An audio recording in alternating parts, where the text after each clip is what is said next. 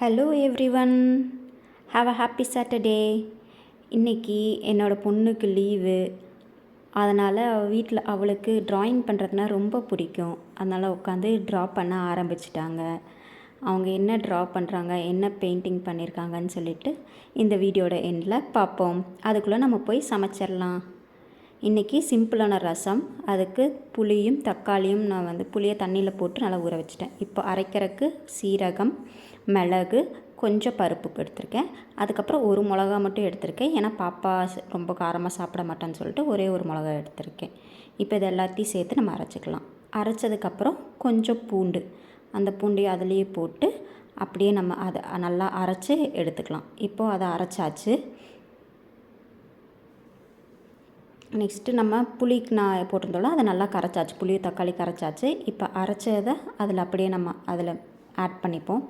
இதை ஆட் பண்ணதுக்கப்புறம் கொஞ்சம் மஞ்சத்தூள் ஆட் பண்ணதுக்கப்புறம் கொஞ்சம் பெருங்காயப்பொடியை கொஞ்சம் ஆட் பண்ணிப்போம். அதுக்கப்புறம் உப்பு, தேவையான அளவு உப்பு போட்டுக்கோங்க.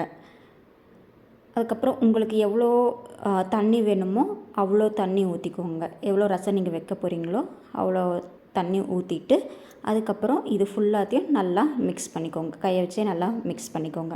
இது பிகினர்ஸ்க்கு ரொம்ப யூஸ்ஃபுல்லாக இருக்கும், ஈஸியாக இருக்கும். நல்லா மிக்ஸ் பண்ணிக்கோங்க. மிக்ஸ் பண்ணிவிட்டு இப்போது இதில் சால்ட்டு எல்லாம் கரெக்டாக இருக்கான்னு நீங்கள் டேஸ்ட் பண்ணி செக் பண்ணிக்கோங்க. செக் பண்ணிவிட்டு அதுக்கப்புறம் நம்ம அடுப்பில் வச்சிடலாம். அடுப்பில் வச்சதும் நம்ம ஸ்லோ ஃப்ளேமில் வைக்கணும். ரொம்ப ஸ்பீடாக வச்சிடக்கூடாது. இது கொதித்து வந்துடக்கூடாது. அதுக்காக தான் நம்ம ஸ்லோவாகவே வைக்கிறோம். ஸோ ஸ்லோவிலே இருக்கணும். கொதித்து வரட்டும், பார்ப்போம். இப்போது நல்லா நுர பொங்கி வந்திருக்கு. இந்த மாதிரி நுர பொங்கி வந்ததுமே நம்ம ஆஃப் பண்ணி எடுத்து வச்சிடணும். கொதிக்க விட்டுறக்கூடாது. அடுத்து தாளிக்கலாம். எண்ணெய், கடுகு போட்டாச்சு. கடுகு நல்லா வெடித்ததும் கூட கருவேப்பிலை போட்டதும் எனக்கு கொஞ்சம் காரம் பத்தலை, அதனால் இப்போது வரமிளகாய் போட்டு ஆட் பண்ணியிருக்கேன். இப்போ தாளித்ததை அதில் ரசத்தில் கொட்டி நல்லா மிக்ஸ் பண்ணிக்கலாம். சூப்பரான ரசம் ரெடி ஆயாச்சு.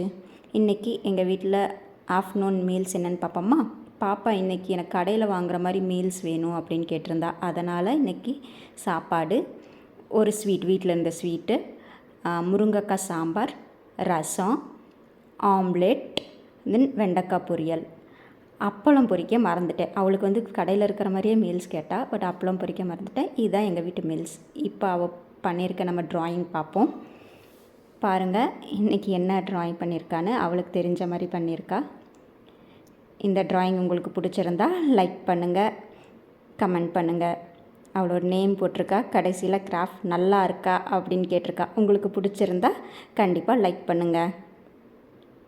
தேங்க்யூ.